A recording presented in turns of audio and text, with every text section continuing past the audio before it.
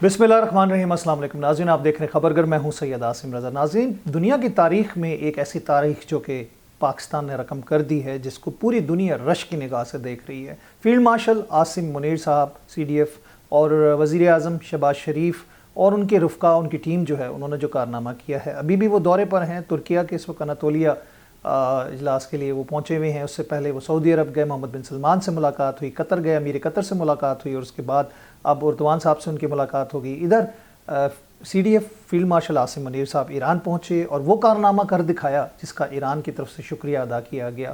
ख़ास तौर पर लबनान के हवाले से जो इशू बना हुआ था, वो एक शिक रह गई थी। लबनान का इशू रह गया था जिस पे इसराइल ने जारियत की हुई है। उसके ऊपर बात करते हुए ट्रंप से उन्होंने उसमें ना सिर्फ सीज़ फायर करवाया 10 दिन के लिए, बल्कि जो उनके वज़राए आज़मों की मुलाकात है वाशिंगटन DC में, तकरीबन मेरे ख्याल से कि दहाइयों बाद ये मुलाकात आमने सामने बैठ के मामला तय होंगे।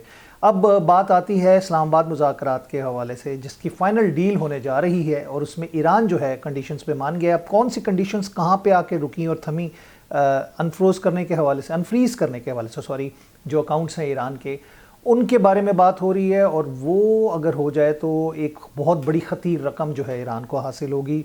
और उसके अलावा अगर हम देखें तो पाबंदियाँ हटने से ना सिर्फ इस खित्ते को फ़ायदा होगा, पाकिस्तान को बराह रास्त फ़ायदा होगा। आपके बहुत सारे एनर्जी क्राइसिस के जो मसाइल हैं वो भी हल हो जाते हैं। ईरान के साथ आपकी लाजवाल दोस्ती की एक मिसाल कायम हो गई है, जो कि ताउम्र ईरान कभी फरामोश नहीं कर सकता। जिस तरह के वहाँ पे गाने बन रहे हैं फील्ड मार्शल आसिम मुनीर के लिए और पाकिस्तान के लिए, ये तारीख़ रकम हो रही है। ट्रंप साहब ने ऐलान किया है कि ये मुआहदा होने की तारीख़ के साथ ही वो पाकिस्तान इस्लामाबाद जाएंगे। उन्होंने कहा फील्ड मार्शल और आसिम मुनीर साहब की बात की। फील्ड मार्शल आसिम मुनीर और वज़ीर आज़म बहुत अच्छा काम कर रहे हैं और उनका ये डील होगी तो मैं जाऊँगा और इस्लामाबाद आऊँगा। और सहाफ़ियों से गुफ्तगू करते हुए वाइट हाउस में उन्होंने ये बात की। अब यहाँ पे मामलात आ जाते हैं कि स्पॉयलर, यानी कि इसराइल की जो कोशिशें थीं वो रायगाह चली गई। ग्रेटर इसराइल का ख्वाब जो था वो चकनाचूर हो गया। अब लबनान वाला इशू जो है उसके ऊपर हमने देखना है कि ये सीज़ फायर और ये टर्म्स एंड कंडीशन क्या होती हैं। ईरान काफ़ी हद तक चीज़ों से मान गया है। इनरिच्ड जो यूरेनियम है उसके हवाले से भी मामला तय हो गए हैं। एटमी प्लान को सस्पेंड करने के लिए, मुअत्तल करने के लिए भी बात ऑलमोस्ट तय हो गई है। 20 साल अमेरिका कह रहा था, 5 साल ईरान ने कहा, लेकिन कहीं जाके 10 साल के ऊपर ये बात तय हो गई है। और उसके अलावा जो हम देख रहे हैं कि इसराइल को और ईरान के ऊपर हमलों के हवाले से जो बात है, उसके हवाले से भी मामला तय हो गए हैं। डोनाल्ड ट्रंप ने कहा ईरान बहुत अच्छा मुल्क है, ईरान के लोग बहुत अच्छे हैं। कल गुज़िश्ता बात की उन्होंने, एटमी मसला ना होता तो हम कभी उन पर हमला ना करते। ये मेरे ख्याल से पूरी दुनिया को मालूम है कि हमला क्यों किया गया और किसके कहने पे क्या किया गया, क्योंकि पिछले सदूर को भी इसराइल बार बार कहता रहा और हमेशा ये ड्रामा होता रहा कि जी शायद एटमी हसला उन्होंने बना लिया है या बना रहे हैं। और उस किसी न किसी मद में ईरान पे हमले की ख्वाहिश नेतन्याहू की थी। और नेतन्याहू के अपने मामलात, जो जिस तरह इंडिया के अंदर जब भी मामलात करप्शन के केसेस या हुकूमत की नाअहली सामने आती है तो उसका मलबा, या इलेक्शन करीब आते हैं, वो मलबा सारा पाकिस्तान कार्ड खेल के पाकिस्तान पर डाल देते हैं। कोई फॉल्स फ्लैग ऑपरेशन करते हैं और उसके बाद कोई जंग छेड़ने की या एडवेंचर करने की कोशिश करते हैं। पूरी इंडियन अवाम की तवज्जो जो है वो उस तरफ मबजूल करा दी जाती है। सेम वही पैटर्न है जो इस वक्त नेतन्याहू ने इस्तेमाल किया है। मोदी साहब गए और हमले से 2 दिन पहले जो उनको मशवरे देकर आए वो यही मामलात थे। और उसके बाद हमने देखा कि एक जंग छेड़ी गई, डोनाल्ड ट्रंप को फौरी तौर पे उसमें कूदना पड़ा। और उसकी मजबूरियां क्या हैं ये तो दुनिया को मालूम है, इसके हवाले से बातें की जा रही हैं, शायद एप्स्टीन फाइल की बात है, जो भी है। लेकिन ये जंग, क्योंकि नेतन्याहू के ख़िलाफ़ करप्शन के केसेस हैं, उनको सज़ा होने वाली है और उनकी तहकीकात चल रही हैं। फिर उसके अलावा अदालती तहकीकात की मैं बात कर रहा हूँ, लेकिन साथ साथ उनके अपने अंदर अवाम का जो उबाल है नेतन्याहू के ख़िलाफ़, तो उनको नज़र आ रहा है कि उनकी हुकूमत और उनकी कुर्सी ख़तरे में है। तो ये जंग तवालत अख्तियार करने की और जंग छेड़ने का जो फार्मूला था, उसके पीछे ये अवामिल कार फरमा थे। अरबों खरबों डॉलर का नुकसान अमेरिका को हुआ है, इसराइल को हुआ है और मिडिल ईस्ट कंट्रीज़ को हुआ है। GCCI कंट्रीज़ को पाकिस्तान ने बहुत कंट्रोल किया, पाकिस्तान ने बहुत उनको सब्र व तहम्मुल का मुज़ाहरा करने के लिए कहा। जिसके बाद हमने देखा कि इसराइल की जो ख्वाहिश थी और इवन भारत की कि मिडिल ईस्ट कंट्रीज़ समेत सऊदी अरब के इस जंग में कूद जाएं, और अल्टीमेटली पाकिस्तान को कूदना पड़ेगा ईरान के ख़िलाफ़, क्योंकि पाकिस्तान की डिफेंस पैक्ट डील जो है वो सऊदीया के साथ है। लेकिन ऐसा हुआ नहीं और पाकिस्तान ने उसके किए कराए पे पानी फेर दिया, सारी मेहनत उनकी रह गई। आज सूरत हाल ये है कि ना सिर्फ ईरान के हवाले से, क्योंकि अब तो डेट एक्सटेंड करने की भी सीज़ फायर की बात नहीं हो रही। डोनाल्ड ट्रंप ने कहा उसकी ज़रूरत ही नहीं पड़ेगी, ہمارا معاہدہ ہو گیا، اپنی فتوحات کا وہ اعلان کر رہے ہیں کہ ہم نے رجیم چینج کر دی، ہم نے میزائل ٹیکنالوجی ختم کر دی، ہم نے ان کی یورینیم پلانٹس تباہ کر دیے، ایٹمی پلانٹ جو ہے.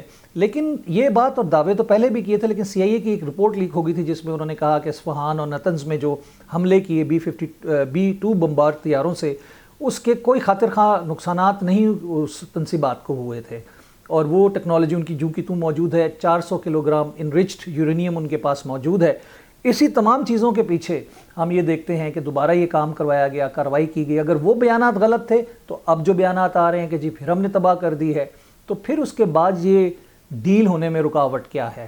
یہ ایک بہت بڑا سوالیہ نشان ہے. ادھر سے رشیا اور چائنا کی موو جو ہے وہ بڑی اسمارٹ ہے. 15 مئی کو ملنا ہے ڈونلڈ ٹرمپ نے شی جن پنگ سے، چین جانا ہے، دورہ انہوں نے جو پوسٹ پون کر دیا تھا. اور اب اس سے پہلے یہ معاملات کیوں طے ہو رہے ہیں؟ اور یہ کہا گیا ہے شاید کہ چینی ذرائع کے مطابق کہ جانے سے پہلے یہ معاملات طے کر کے آنے والی بات کی گئی ہے، اور شاید نارتھ کوریا کے جو لیڈر ہیں ان سے بھی ملنے کی خواہش کا اظہار کیا ہے تاکہ ایک دفعہ وہ سارے معاملات کو ختم کر کے اپنے لیے جو وہاں پہ مڈ ٹرم الیکشن ہو رہے ہیں انڈیا میں، ایک راہ ہموار امریکہ میں اپنی راہ ہموار کریں ڈونلڈ ٹرمپ، اور اس میں ان کو شاید اپنی پاپولیرٹی میں بہت زیادہ کمی محسوس ہو رہی ہے، تو وہ چاہتے ہیں کہ اس کو دوبارہ گین کیا جائے، ری گین کیا جائے. تو ان معاملات کو دیکھتے ہوئے ابھی تو صورتحال یہ ہے کہ اگر ڈونلڈ ٹرمپ صاحب خود آتے ہیں تو دوسری طرف سے مسعود پزشکیان صاحب کو بھی ایران سے آنا پڑے گا. ایک ڈیکورم ہوتا ہے ایک معاہدے کے حوالے سے پرسنالٹیز کا. اور دوسری طرف سے سننے میں یہ آیا کہ اور دنیا کی بڑی ڈگنیٹریز، سربراہان جو ہیں وہ بھی اس موقع کے اوپر پاکستان پہنچیں گے. تو پاکستان کی اس وقت ہم کہتے ہیں نا کہ پوری دنیا میں ایک آواز گونج رہی ہے پیس میکر کے حوالے سے. جو دنیا پہلے پاکستان کو انڈیا کی اینک سے دہشت گردی کے ساتھ نتھی کر کے، دہشت گردی کے ساتھ اٹیچ کر کے پاکستان پہ الزامات لگائے جاتے ہیں، وہ آہستہ آہستہ 10 مئی کے بعد ساری محنت، اربوں خربوں ڈالر جو آپ نے اور اسرائیل نے لگائے تھے انڈیا نے، وہ ہوا میں اڑ گئے. یعنی کہ دنیا کی یکسر رائے تبدیل ہوگی پاکستان کے حوالے سے. اب اس تمام چیز کو پاکستان کیسے اپنے بینیفٹس میں کنورٹ کرتا ہے، یہ ایک بہت بڑا سوال ہے، کیونکہ آنے والے دنوں میں پاکستان کے ساتھ نہ صرف تجارت کے حوالے سے بات کی جائے، پاکستان میں انویسٹمنٹ کے حوالے سے بات کی جائے. پاکستان ایک پیس لونگ کنٹری ہے، یہاں پر انویسٹمنٹ کیوں نہ آئے؟ دہشت گردی کا خاتمہ کرنے کے لیے دنیا کی آواز آئے گی کہ ہم آپ کے ساتھ ہیں. اور جو افغانستان کے ذریعے ماسٹر پراکسی کے ذریعے جو اسرائیل اور بھارت کھیل رہا ہے، اس کو روکنے کے لیے لوگ کام کریں گے. اور میرا خیال ہے کہ بلوچستان سے لے کر افغانستان تک چیزوں کو کنٹرول کرنے میں پاکستان کی مدد کی جائے گی. یہ کیلکولیشنز ہیں، اس کے بارے میں آہستہ آہستہ آپ کو اندازہ ہوگا جب یہ معاملات طے ہو جائیں گے، اور اس کے بعد پتہ چلے گا کہ دنیا کس حد تک پاکستان کی آواز پہ لبیک کہتی ہے. میں چاہوں گا آپ سے اجازت، اللہ نے کے بعد.